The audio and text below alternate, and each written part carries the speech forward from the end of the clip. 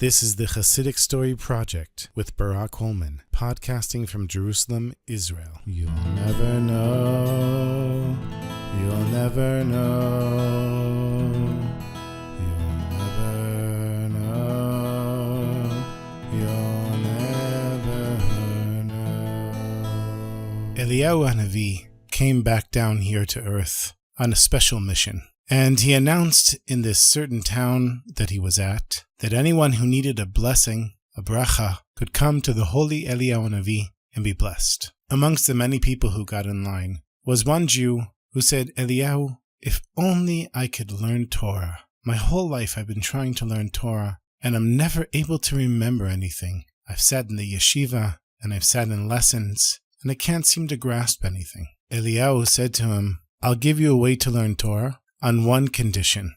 Eliyahu sat down and he took out a parchment and a quill and he started writing the Aleph Bet, the letters of the Hebrew alphabet. He wrote Aleph Bet Gimel Daled and he kept going until he finished the entire alphabet. Eliyahu turns to this Jew, he hands him the parchment and he says, I'm giving you this blessing on the condition that you will teach Torah to any Jew who comes to you and asks you to teach them, no matter what level of Torah they're at. And this simple Jew, he says, of course, are you kidding me, Eliyahu HaNavi? If only I was on the level that I could teach other Jews. Nobody really wants to teach me because I'm such a simple Jew. And if I could teach other Jews, I will always be there to do it. Eliyahu HaNavi hands over the parchment and the next person in line. This guy, he comes over and he says, Eliyahu, I've been so poor my whole life, always having to beg for money and to get half loaves of bread. I'm just sick of being poor. Please, Eliyahu, can you give me a blessing that I be wealthy? Eliyahu hands this poor Jew a coin. It's an old coin, kind of rusty. And he says to the Jew, I'm giving you a blessing and this coin on the condition that you always help your fellow Jews. You always give tzedakah, and that you be the one who give them tzedakah. And you give it to them with a smiling face. The poor Jew says, Halavai, if only, Eliyahu HaNavi, I've been so poor my whole life, and I've always had to take from other people. I would be so happy to give to another Jew, and I'll always do it with a smile, I promise. And no matter who they are, I'll always be there for them. With that, Eliyahu HaNavi hands over the coin to this poor Jew. The next person in line, he says, Eliyahu, I've been looking for my wife for so many years. I can't take being single anymore, Eliyahu. I really want to get married.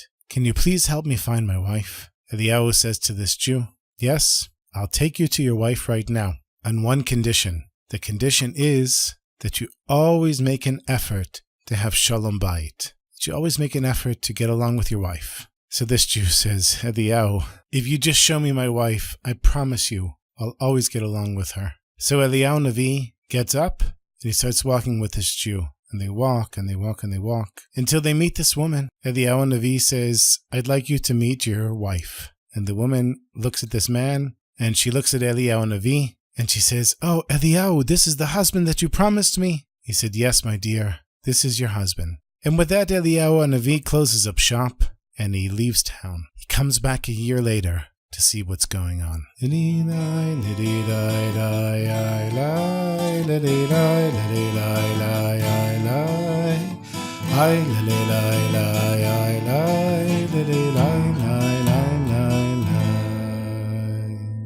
Eliyahu starts off in the big yeshiva in town. He knocks on the door. He says, I want to see the Rosh Yeshiva. And the gabbai there, he says, the Rosh Yeshiva, he only sees people that have learned Shas, all of Shas, the entire Talmud, and know all of the Zohar. And he quotes all of these books that everybody has to know in order to even step foot into the office of the Rosh Yeshiva. Eliyahu HaNavi says, I only know the Aleph Bet. I can hardly read. But still, I want the Rosh Yeshiva to teach me. Please take me to the Rosh Yeshiva. And the gabbai refused. So Eliyahu HaNavi, he makes his way into the door of the office of the Rosh Yeshiva. And the Rosh Yeshiva now, he's a big rabbi. He's surrounded by books. And he looks up at Eliyahu HaNavi, not recognizing him. And he says, what can I do for you? Did you pass the test in order to get in here? And Eliyahu HaNavi says, no, holy rabbi, I'm just a simple Jew. And all I know is the Aleph Bet. And the rabbi says, sorry, my son, I can't teach you. You need to be a great scholar in order to enter my office. Eliyahu says, you don't recognize me? I'm Eliyahu HaNavi. And the great rabbi, he says, nope, I didn't recognize you, but Shalom Aleichem, it's nice to meet you now. Eliyahu says, give me back the parchment. The rabbi says, oh, what, that thing? With the Aleph Bet? Are you kidding me? Do you know how far I've gone? Do you know how much Torah I've learned? Here, have the parchment back. Eliyahu takes the parchment and leaves, and with that the rabbi forgets all of the learning that he had accomplished over the last year.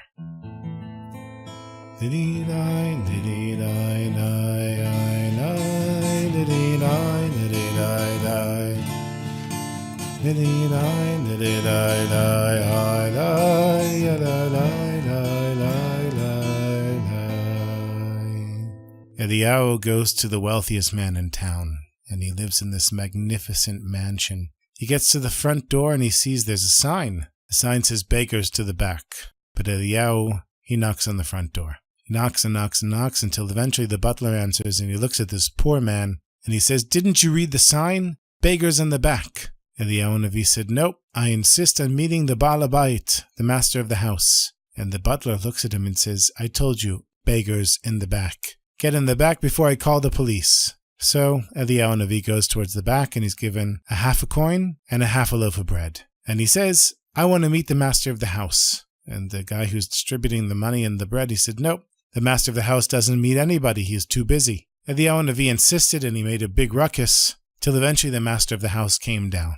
Eliyahu says to him, give me back the coin. And the wealthy man says, what are you talking about? He said, I'm Eliyahu HaNavi. Give me back the coin I gave you. And the wealthy man pulls the coin out of his pocket. He says, what, this thing? Do you know how much money I've acquired over the last year? This little coin means nothing to me. Here you go. And with that, Eliyahu HaNavi walks away.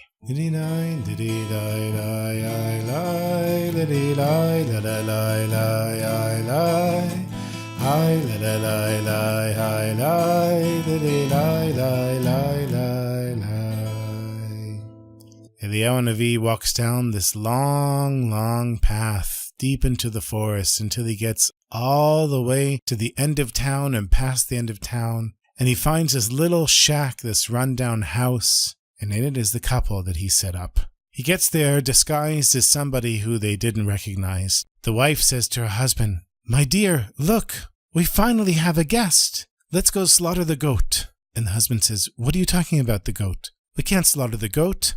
We won't have any money. That's our entire livelihood, selling the milk from the goat. The wife says, it doesn't matter. We finally have a guest. We have nothing to feed him. Let's go, slaughter the goat, and Hashem will take care of us. So the husband, he goes, he slaughters the goat. The wife prepares a beautiful feast, and they serve their guest. Eliyahu HaNavi finishes the meal, and he says to the couple, do you recognize me? Of course they didn't. And he said, I'm Eliyahu HaNavi. I'm your shadchan. I'm the one who brought the two of you together. The condition was that you always have shalom bayit, that you always get along with one another. And I know you've been living in poverty, and I know you don't have any children yet. So first I want to bless you with children, and then I'm going to leave you two gifts. Here's a coin, and here's a parchment.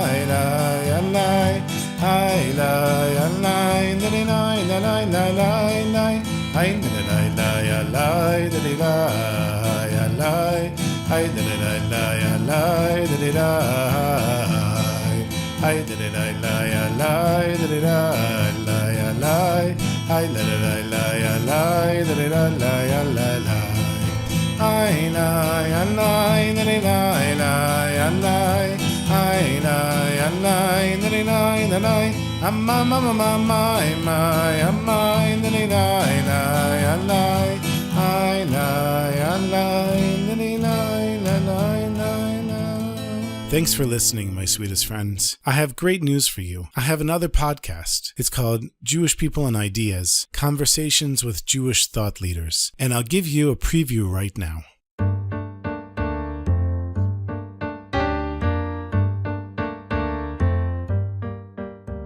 Yossi Klein Halevi is a senior fellow at the Shalom Hartman Institute in Jerusalem. He's the author of the New York Times best-selling book, Letters to My Palestinian Neighbor, which presents the Israeli-Jewish view of how Israelis and Palestinians could reconcile their differences. He's also the author of Like Dreamers, the story of the Israeli paratroopers who reunited Jerusalem and divided a nation, which won the Jewish Book Council's Jewish Book of the Year award. I sat down with Yossi in his office at the Hullman Institute to discuss his work, Israeli-American Jewish relations, the future of Judaism, and much more. I'm Barak Hullman, and this is Jewish People and Ideas, a podcast of conversations with Jewish thought leaders about contemporary Jewish topics. Support for this episode of Jewish People and Ideas comes from the Mayanot Institute for Jewish Studies in Jerusalem, Israel. First of all, thank you, Yossi, for being on the podcast. Oh, thank you for having me. It seems symbolic that you went from a basement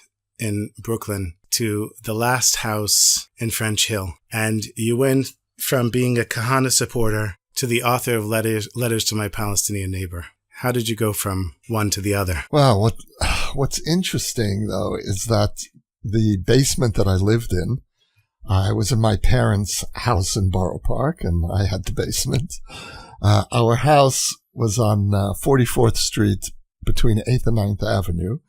And for those who know Borough Park geography, they'll appreciate the fact that that is a border street.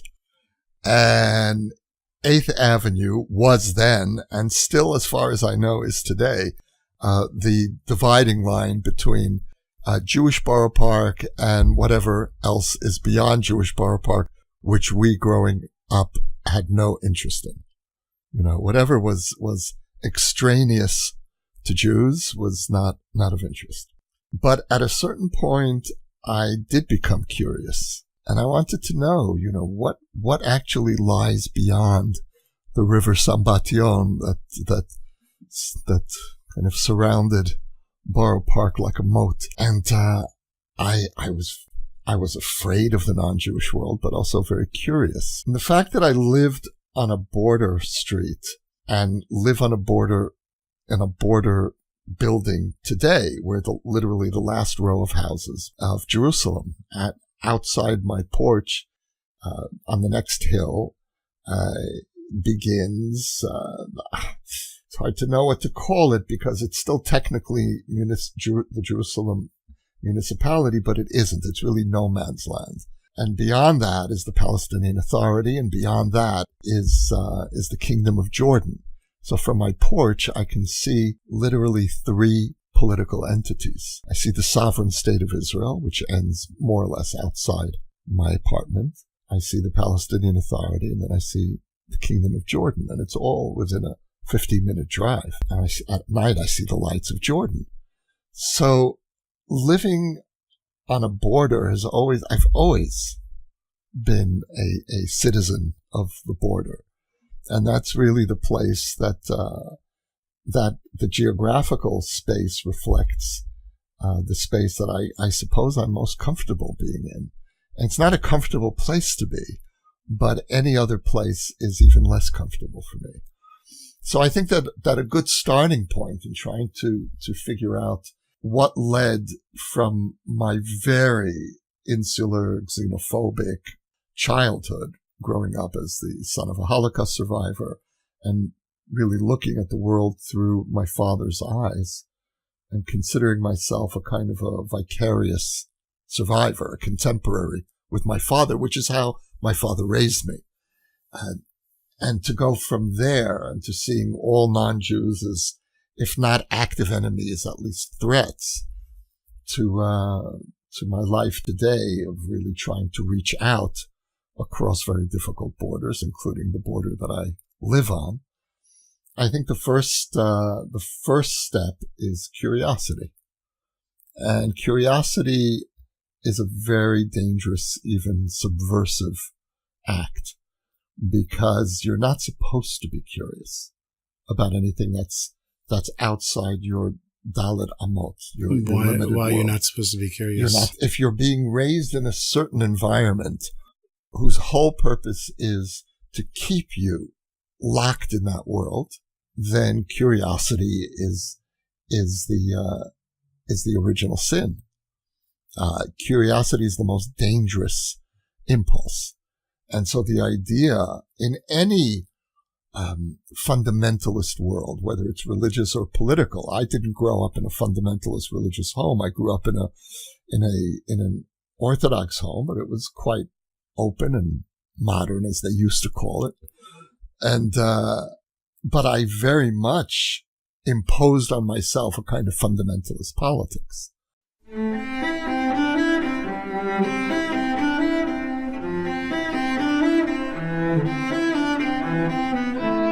To hear the rest of this episode, go to the website Jewish People Ideas, 3 words all together, jewishpeopleideas.com, or you can search for it on iTunes, Spotify, Stitcher, or wherever you get your podcasts.